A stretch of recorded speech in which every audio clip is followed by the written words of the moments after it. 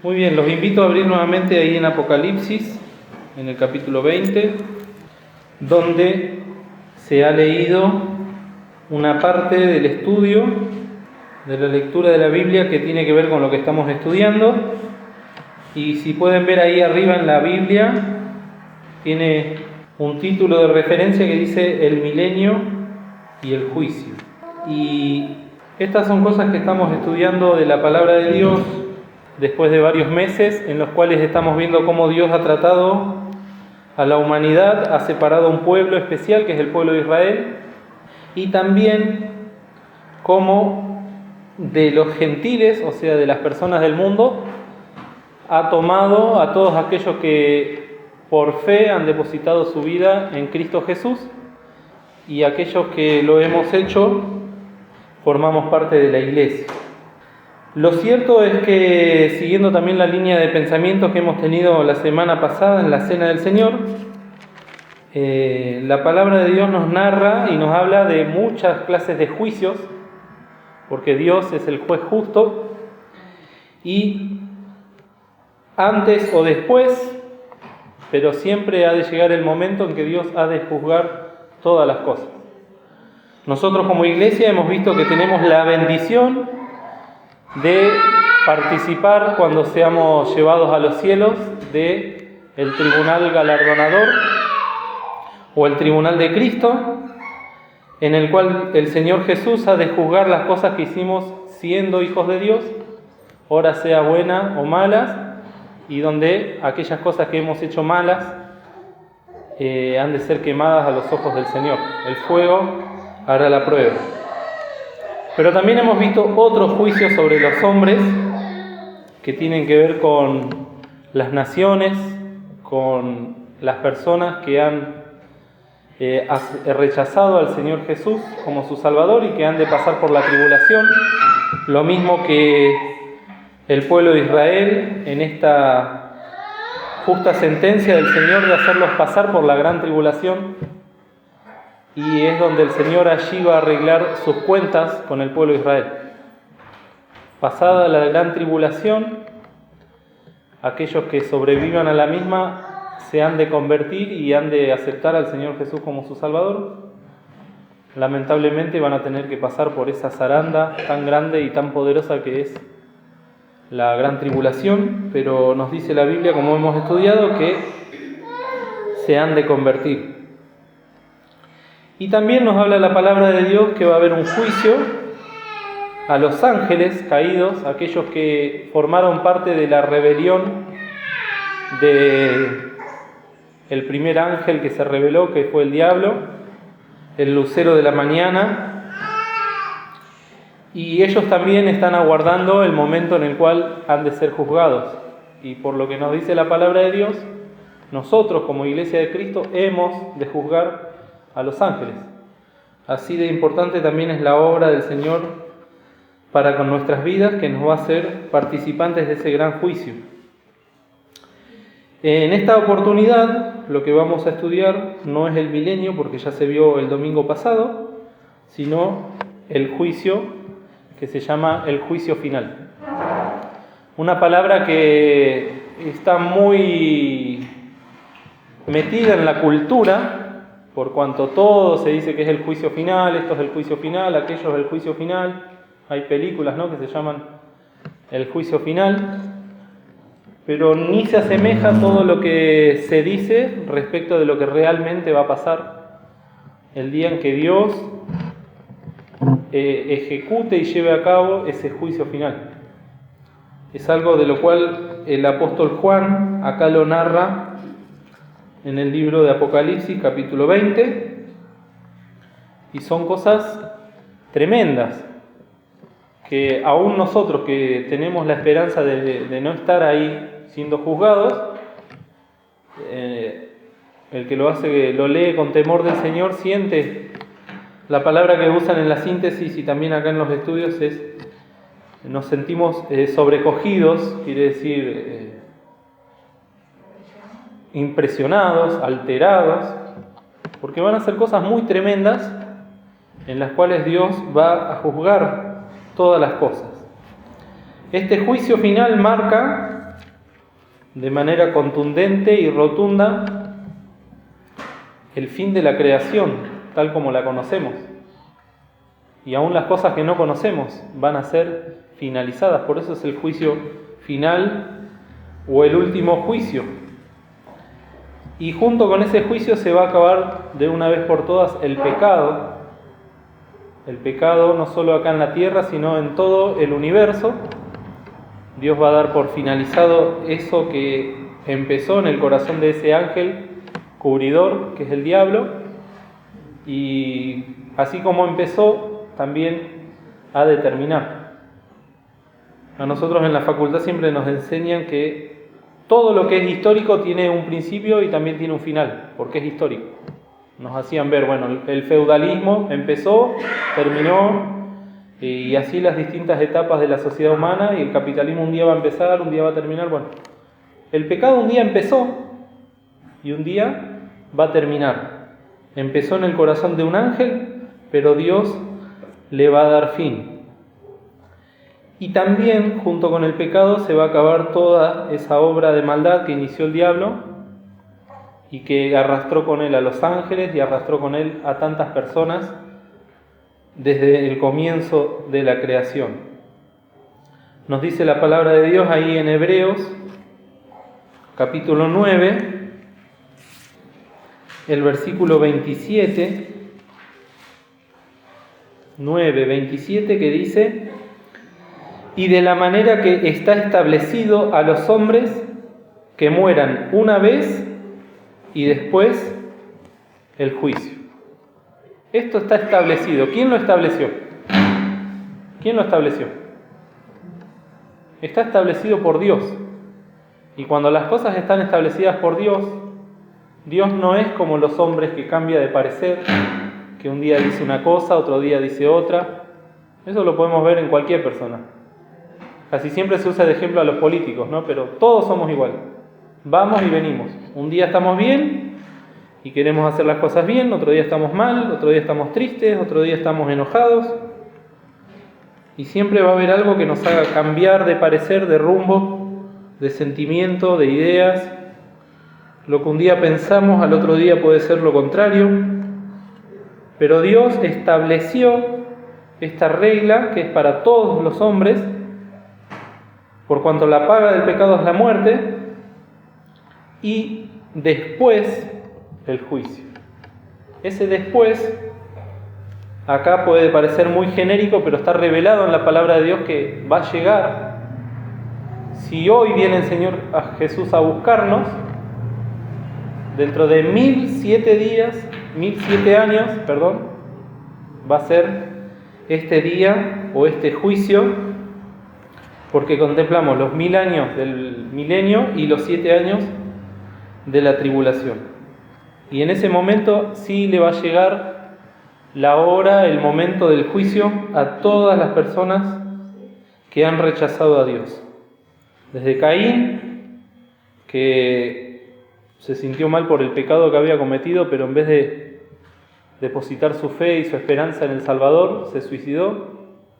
No, Caín no se suicidó Judas. No se sabe de qué murió Caín, pero lo que dice la palabra de Dios es que no se arrepintió de sus pecados y vivió erráticamente y fundó ciudades y naciones que no se acercaron a Dios. Pero también tenemos el ejemplo de Judas, que frente a la realidad de su pecado tan grande, decidió quitarse la vida por sí mismo y no depositó su fe y su esperanza en el Salvador que él mismo había entregado y rechazado. Bueno, para todas esas personas va a venir este día del juicio final.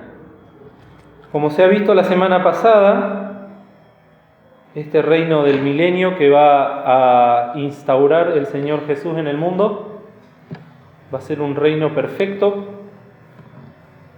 Es tan difícil hoy en día entenderlo o comprenderlo por todo lo que conocemos y todo lo que vemos, que parece inalcanzable que haya en el mundo justicia, haya paz, haya prosperidad, un montón de cualidades que va a haber en la tierra, que se estudian cuando se estudia el milenio, pero lo cierto es que nos revela la palabra de Dios que más allá de que el Señor esté reinando en el mundo y esté todo este sistema tan perfecto,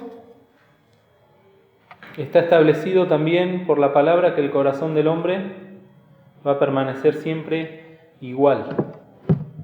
Y esto da por tierra toda una serie de pensamientos que vienen de la Edad Media ya, de la filosofía, de la utopía, del mundo utópico, donde va a haber perfección, donde no va a haber crímenes. El hombre siempre estuvo pensando en un mundo ideal, en donde cuando recién alcancemos la mejor tecnología vamos a ser mejores, cuando alcancemos la justicia, cuando alcancemos la sabiduría. Siempre el hombre está tratando de buscar ese mundo ideal y perfecto, y cuando realmente lo tengan, porque va a reinar el Señor Jesús en la tierra, nos dice la palabra de Dios que invariablemente el corazón del hombre sin Cristo está corrompido. El estado calamitoso del hombre va a ser siempre el mismo.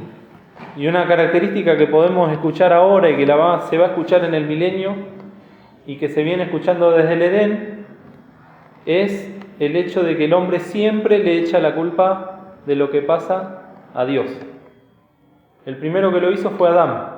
Si lo leemos ahí al principio de la Biblia en Génesis, en el capítulo 3, solamente vamos a leer el versículo 12, que dice: y el hombre le respondió a Dios: la mujer que me diste por compañera me dio del árbol y yo comí.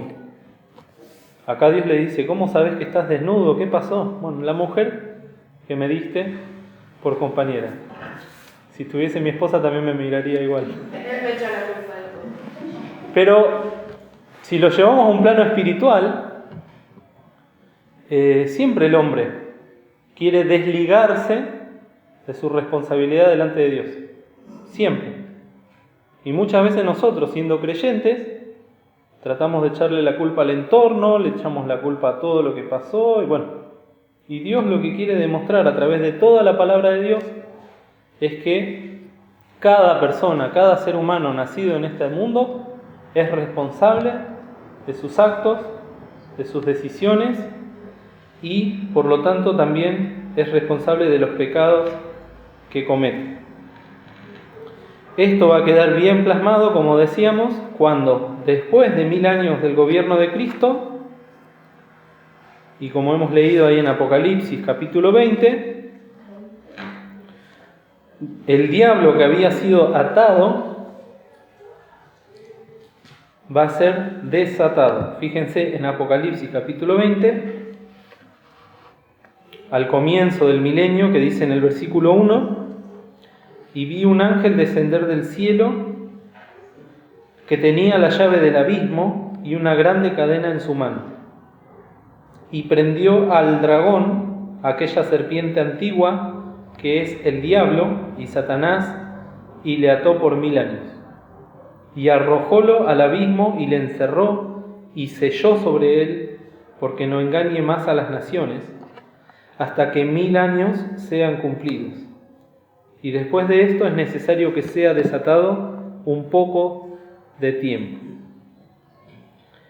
Y después, en el versículo 7, dice: y cuando los 1000 años fueren cumplidos, se termina el milenio, Satanás será suelto de su prisión y saldrá para engañar las naciones que están sobre los 4 ángulos de la tierra, a todo el mundo, a Gog y a Magog, a fin de congregarlos para la batalla, el número de los cuales es como la arena de la mar. Fíjense que, como se dice, ¿no? Para la pólvora no hace falta más que ¿qué cosa para encenderla? Una chispa. Acá el mundo que había estado durante 1000 años sometido al poder y a la justicia del Señor Jesús, que fue perfecta, después de esos 1000 años, cuando vuelve a salir Satanás, que ha sido liberado por Dios,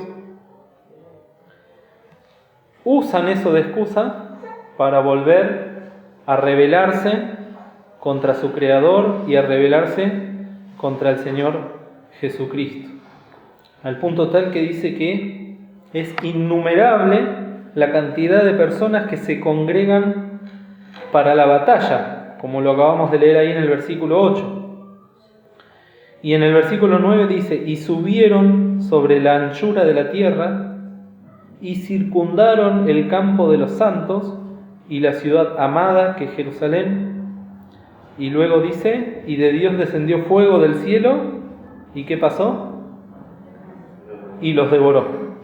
Acá ya no hay lugar para ninguna batalla del Armagedón ni nada por el estilo.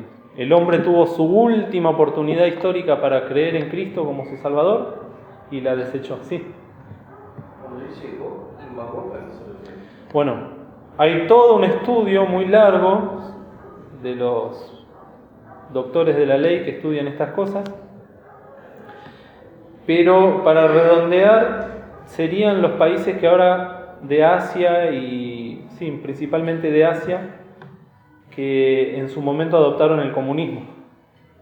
Rusia, China, Corea, todos esos grupos aliados, que justamente uno de los principios del comunismo es que no hay Dios y que la religión es el opio de los pueblos. Son pueblos todos ateos, donde se condena a aquellos que creen en el Señor y se incita a eso. Y también son pueblos que históricamente también han perseguido a Israel como nación y la han querido destruir. Algunos dicen Gog es un pueblo, Magog es una región, bueno, pero en resumidas cuentas es esa gente que ya antes, en Armagedón, en la batalla o la guerra de Armagedón que habíamos leído hace unos días, también se habían levantado para luchar primero contra el anticristo, pero cuando viene el Señor en las nubes con sus santos millares, se dan vuelta y todos quieren luchar contra el Señor. O sea, vemos que antes del milenio Gog y Magog se rebelan contra el Señor y después del milenio también. Pero no solo Gog y Magog, sino que acá nos habla de toda la humanidad, los 4 ángulos de la tierra y toda la anchura de la tierra juntándose contra Israel, contra Jerusalén, para querer destruirla. Eso es algo que también escapa a nuestra comprensión. Pero pensemos que el Señor Jesús va a reinar desde Jerusalén. Ahí va a estar el trono, ahí va a estar el templo, y todo el mundo va a querer ir a atacar ese lugar y en ese momento. Lo que va a pasar entonces es, en pocas palabras, que se va a mostrar, o Dios va a revelar lo que hay en el corazón del hombre cuando no tiene a Cristo en el corazón. Después de 1000 años de prosperidad, de justicia, de abundancia y todo lo que podemos hablar del milenio, la conclusión a la que llegamos es muy clara. El único que salva, ¿quién es? Cristo. ¿Y a quiénes salva Cristo? A aquellos que se arrepienten de sus pecados y confían en Él.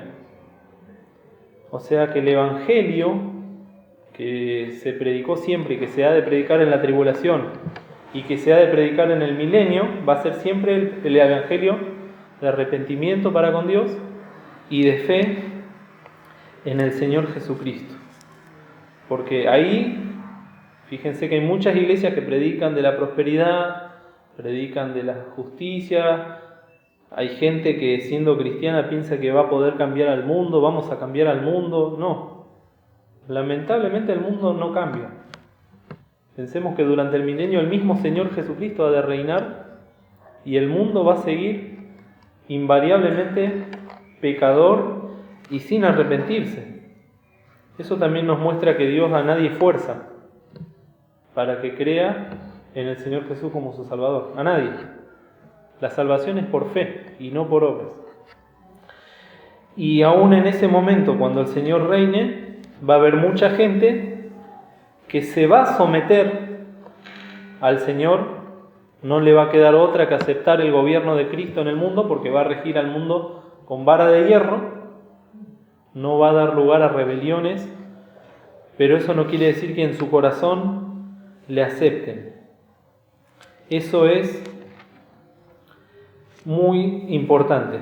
Lo que sí tenemos que tener en cuenta, que sí va a haber mucha gente durante el milenio que también se salve, así como hubo millares y millares de personas que se han de salvar en la tribulación, también en el milenio va a haber gente que se salve. El pastor contó quiénes van a ser los que van a predicar el Evangelio. A ver, ¿quién se acuerda? Durante el milenio.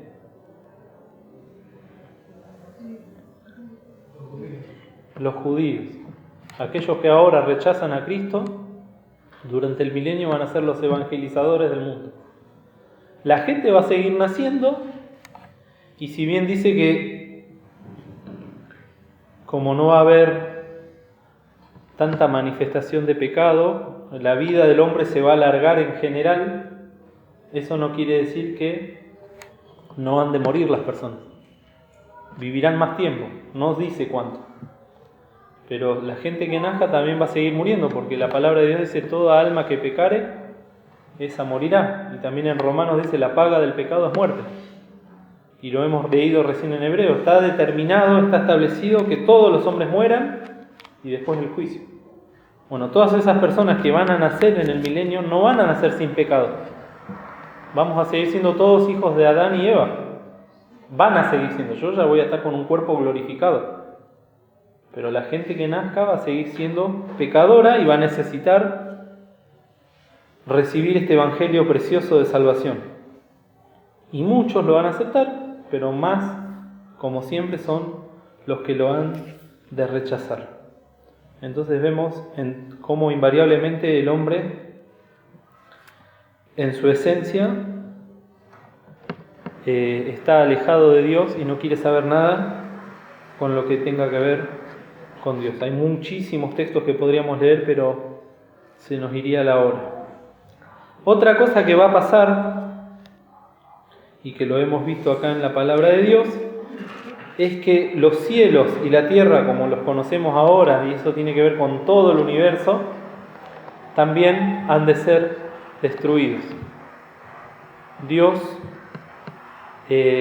así como va a destruir al pecado, también va a destruir todo lo que corrompió el pecado. Podemos ir a 2 Pedro, antes de Apocalipsis, el capítulo 3. Miren cómo Pedro, este hombre que era pescador y que era rudo e ignorante, le fueron reveladas estas cosas. Capítulo 3, versículo 3. Sabiendo primero esto, que en los postrimeros días, vendrán burladores, andando según sus propias concupiscencias, y diciendo: ¿dónde está la promesa de su advenimiento? Porque desde el día en que los padres durmieron, todas las cosas permanecen así como desde el principio de la creación. Si nosotros ponemos a ver la historia de la humanidad, prácticamente todo sigue igual. ¿Dónde está? ¿Dónde está el cambio que va a venir? ¿Dónde está lo que va a venir el Señor? Y el 5 dice: cierto, ellos ignoran, ¿cómo? Voluntariamente, que los cielos fueron en el tiempo antiguo, y la tierra que por agua y en agua está sentada por la palabra de Dios, por lo cual el mundo de entonces pereció anegado en agua. Nos está hablando del diluvio y de Noé. Mas los cielos que son ahora y la tierra son conservados por la misma palabra de Dios, guardados para el fuego en el día del juicio y de la perdición de los hombres impíos. Todo esto que nosotros conocemos ahora, si no desapareció todavía, es por lo que sigue después, en el versículo 9. El Señor no tarda su promesa como algunos la tienen por tardanza, sino que es paciente para con nosotros, no queriendo que ninguno perezca, sino que todos procedan al arrepentimiento. Entonces, guarda, porque el Señor todavía conserva las cosas como están, porque nos ama y porque quiere que nos salvemos. El 10 dice: mas el día del Señor vendrá como ladrón en la noche, en el cual los cielos pasarán con gran estruendo, y los elementos ardiendo serán deshechos, y la tierra y las obras que en ella están serán quemadas. Pues como todas estas cosas han de ser deshechas, ¿qué tal les conviene que vosotros seáis en santas y pías conversaciones? Bien que esperamos cielos nuevos y tierra nueva, según sus promesas, en los cuales mora la justicia. Acá tenemos palabra para los inconversos y palabra para los creyentes. Cada uno tiene que ver en qué lugar está y cómo está delante del Señor. Pero todo lo que conocemos ahora un día va a desaparecer. ¿Cómo vamos a estar nosotros? Ese día es responsabilidad de lo que hacemos aquí y ahora. ¿Vamos a estar en el cielo, hemos de recibir las coronas, o vamos a estar viendo cómo el Señor destruye todo lo que contaminó el pecado y que tiene que desaparecer junto con el pecado? Hay toda una serie de discusiones teológicas también de hermanos fieles que dicen, bueno, Dios va a hacer todo de cero o va a ordenar de nuevo la materia. Acá, como Pedro habla de los elementos, y el hermano que escribió estos estudios era doctor en química, era un hombre que sabía mucho de química, dice, quizás podemos inferir que los elementos en sí, los átomos, la materia que conocemos, Dios la conserve y haga a partir de eso una nueva creación. Y nos lleva a Génesis capítulo 1, el versículo 1 que dice, en el principio crió Dios los cielos y la tierra. Esto sería la creación de los elementos, de la materia. Lo que va a hacer Dios el día del juicio final es empezar desde Génesis 1:2. Y la tierra estaba desordenada y vacía, y las tinieblas estaban sobre la haz del abismo, etcétera, etcétera, etcétera. A partir de Génesis 1:2 podría ser, lo decimos como algo potencial, porque realmente no lo sabemos, lo vamos a saber en ese momento, que Dios ha de formar todas las cosas. Pero sí, acá Pedro lo dice bien claro. Una tierra nueva y, ¿qué más?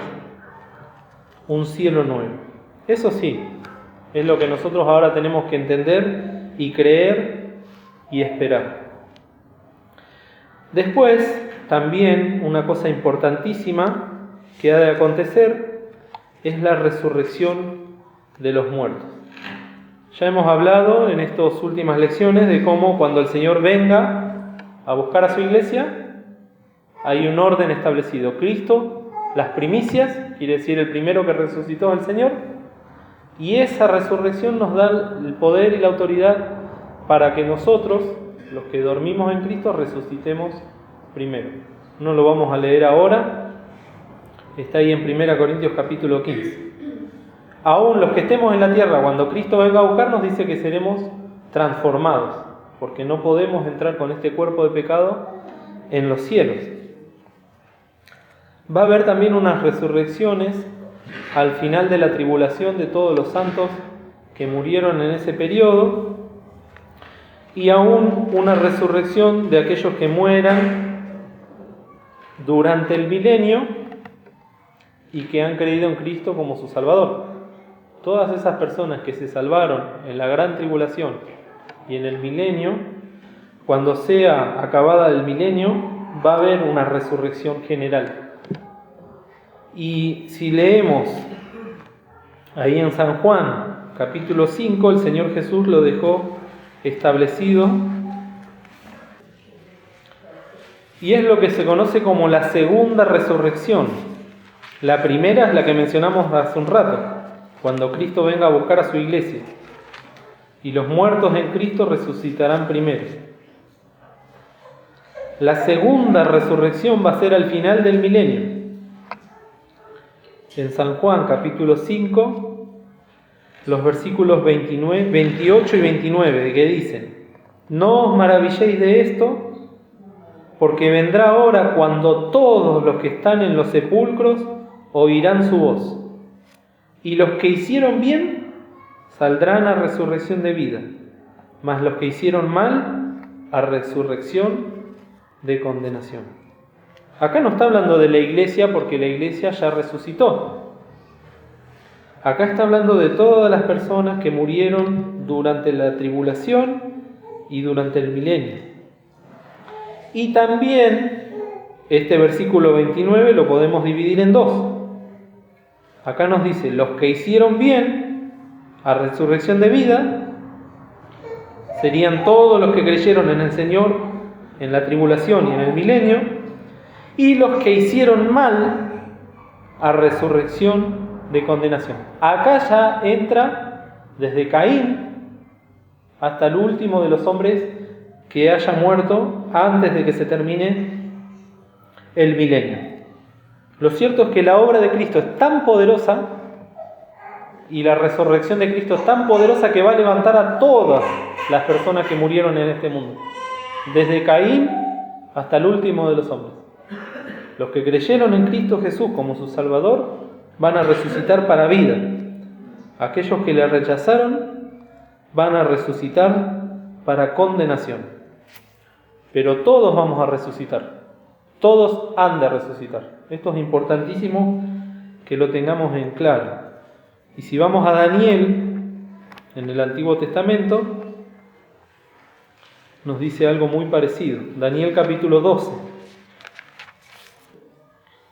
Daniel 12, página 906. En aquel tiempo se levantará Miguel, el gran príncipe que está por los hijos de tu pueblo, el arcángel Miguel, y será tiempo de angustia, cual nunca fue después que hubo gente hasta entonces. Mas en aquel tiempo será libertado tu pueblo, todos los que se hallaren escritos en el libro, y muchos de los que duermen en el polvo de la tierra serán despertados, unos para vida eterna y otros para vergüenza y confusión perpetua. Entonces vemos acá cómo ese poder de Dios, oirán su voz, dicen ahí en Juan 5, y resucitarán. Todos aquellos que no han creído en Cristo Jesús también van a ser resucitados. Se les va a dar un cuerpo. Esto también es interesante, ¿no? Pensar un poquito cómo va a ser ese cuerpo, porque nosotros hemos de tener un cuerpo glorificado. ¿Cómo será ese cuerpo? No sé. Lo cierto es que va a ser un cuerpo que los va a acompañar por toda la eternidad. Así como nosotros hemos de tener un cuerpo glorificado para siempre, esas almas de los que no creyeron en el Señor como su Salvador también van a tener un cuerpo, un alma y un espíritu. Hoy mismo sus cuerpos están en la tierra y su alma y su espíritu están en el infierno porque rechazaron a Cristo. Dios va a volver a unir eso, la materia con el espíritu. ¿Pero para qué? Como dice acá, para vergüenza y confusión perpetua. Esa es la segunda resurrección. Y por eso en Apocalipsis dice, bienaventurados los que tienen parte en la primera resurrección. Si hoy aceptamos a Cristo como nuestro Salvador, vamos a ser bienaventurados aún por esto, porque vamos a poder estar en otra esfera de toda esta realidad. Y por último, volvemos ahí a Apocalipsis capítulo 20. Desde el versículo 10. Apocalipsis 20:10 dice, y el diablo que los engañaba fue lanzado en el lago de fuego y azufre, donde está la bestia y el falso profeta, y serán atormentados día y noche para siempre jamás. Fíjense en el capítulo anterior, donde dice en el versículo 20, 19-20, al final de la tribulación, antes del milenio, la palabra ya nos revela que la bestia, que es el anticristo, fue presa, y con ella el falso profeta, que había hecho las señales delante de ella, con los cuales había engañado a los que tomaron la señal de la bestia y habían adorado su imagen. Todas las personas que siguieron al anticristo y al diablo en la gran tribulación. Estos dos, el anticristo y el falso profeta, fueron lanzados vivos dentro de un lago de fuego ardiente en azufre. Y los otros muertos, con la espada que salía de su boca de aquel que estaba sentado sobre el caballo, y todas las aves fueron hartas con la carne de ellos. Ahí es cuando termina lo que lo estudiamos la otra vez del Armagedón. Después de 1000 años y que Satanás sea suelto para engañar una vez más a las naciones, Dios destruya con el fuego del cielo y los devore, nos dice ahí en 20:10, que también el diablo va a ser lanzado en el lago de fuego, de fuego y azufre. Este lugar es justamente la morada final de los ángeles caídos, de las personas que no creyeron en Cristo, del diablo, del falso profeta y del anticristo. No es lo mismo que el infierno. El infierno, miren, si usamos ahora el sistema penitenciario actual, las comisarías tienen calabozos, ¿no? Donde generalmente hoy en día están llenas, pero no es una cárcel propiamente dicha. Las cárceles es donde van a cumplir la condena los condenados justamente. El infierno sería como un calabozo de paso, donde desde Caín hasta el último hombre antes del juicio final van a estar. Pero aún el infierno y la muerte también han de ser arrojados en este lago de fuego. Vayamos a Apocalipsis 20, versículo 14. Y el infierno y la muerte fueron lanzados en el lago de fuego. Esta es la muerte segunda. Entonces, el infierno también es un lugar de condenación, pero tiene un principio y tiene un final. Un hermano una vez decía, en el infierno Satanás no es nada más ni nada menos que el preso más conocido, pero no deja de ser alguien que está ahí por haber pecado y por haberse rebelado contra el poder de Dios. Por eso fue arrojado al infierno. Pero aún el infierno no va a permanecer, sino que también va a ser arrojado en este lugar. Esto está narrado también acá en Apocalipsis capítulo 20, cuando se establezca este gran trono blanco, que lo dice en el versículo 11. Y vi un gran trono blanco, y al que estaba sentado sobre él, de delante del cual huyó la tierra y el cielo, y no fue hallado el lugar de ellos. Tan poderoso es el Señor con su santidad, de la cual muchos de nosotros, cuando no nos damos cuenta, menospreciamos, nos burlamos, desechamos. Pero ni la tierra ni el cielo van a poder permanecer delante del Señor cuando se siente en este gran trono blanco. Van a huir, al punto tal que dice el estudio, el juicio este va a ser llevado a cabo en el completo vacío, donde no va a haber nada. Qué tremendo, ¿no? Solo el trono y las personas delante de Dios, las almas. Y ahí van a ser abiertos los libros. Pero antes de eso dice, en el versículo 12,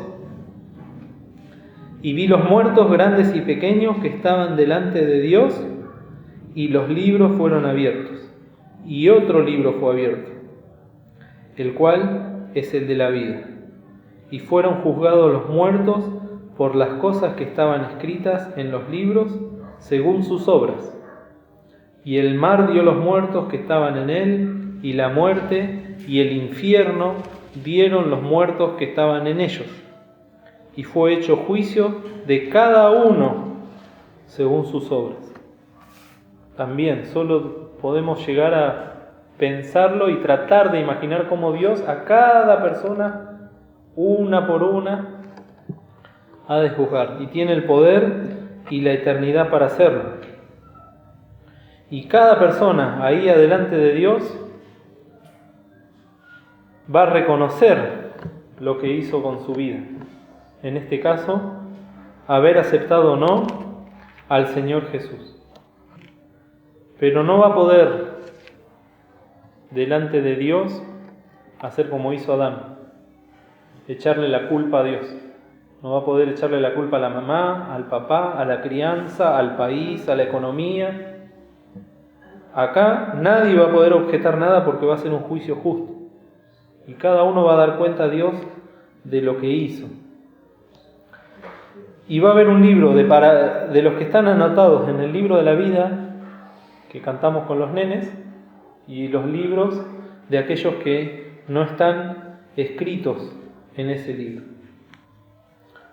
Y es ahí donde se va a cumplir entonces este juicio tan perfecto del Señor. Vayamos, por ejemplo, a 1 Corintios, capítulo 15. Miren, recién mencionábamos el orden. 1 Corintios 15, 23.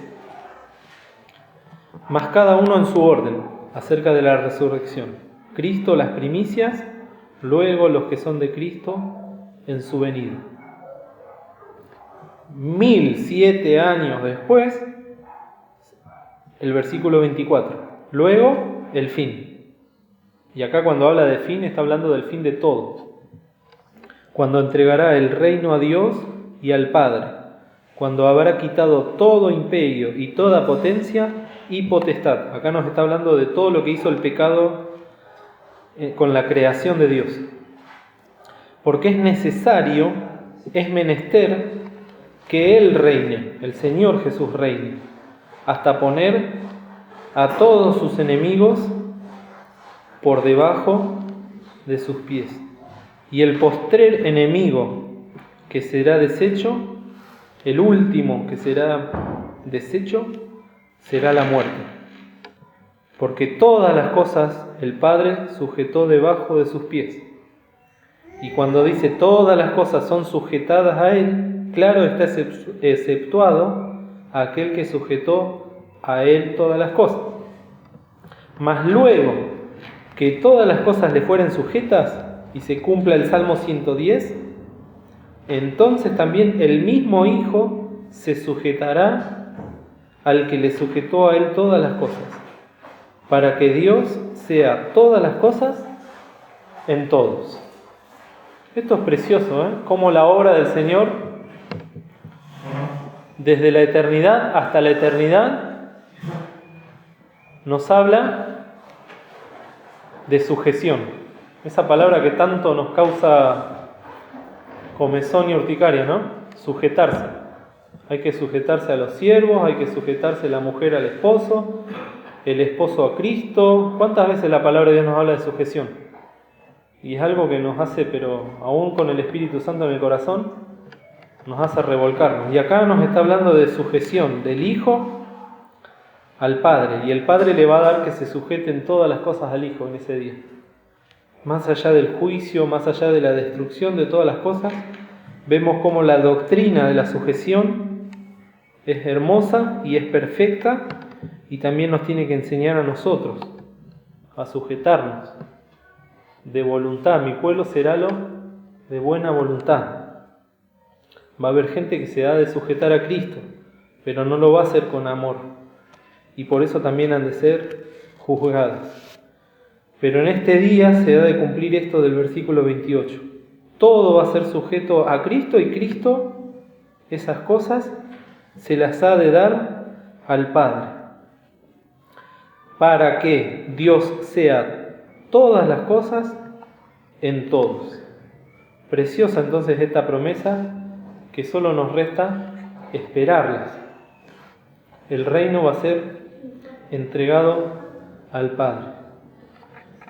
Entonces, con esto terminamos este estudio del juicio final.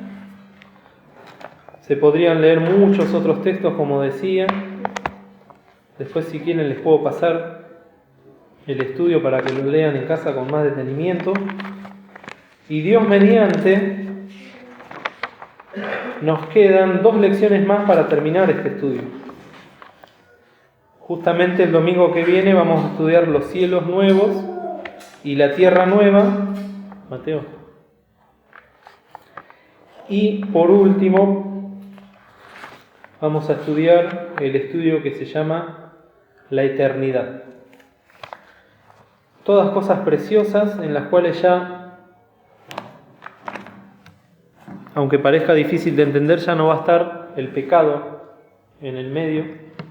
Nosotros que nacimos en pecado, que respiramos pecado, que vivimos pecado, que sufrimos el pecado, sufrimos nuestro propio pecado, sufrimos el pecado de los demás, el pecado de nuestros hijos, bueno, también Dios nos promete que ya no va a haber más pecado. Y por eso la invitación, como se leía en Pedro, y con esto vamos a terminar. El Señor no tarda su promesa, como algunos la tienen por tardanza, sino que es paciente para con nosotros, no queriendo que ninguno perezca, sino que todos procedan al arrepentimiento. Vamos a dejar abierta ahora la invitación, a pesar de que no acostumbramos a hacerlo en la escuela dominical. Vamos a bajar los rostros, vamos a orar. Y si hay alguien que todavía no ha creído en Cristo Jesús como su Salvador, que aproveche a hacerlo mientras se dice hoy, en el tiempo de salvación, en el tiempo de salud. Vamos a orar.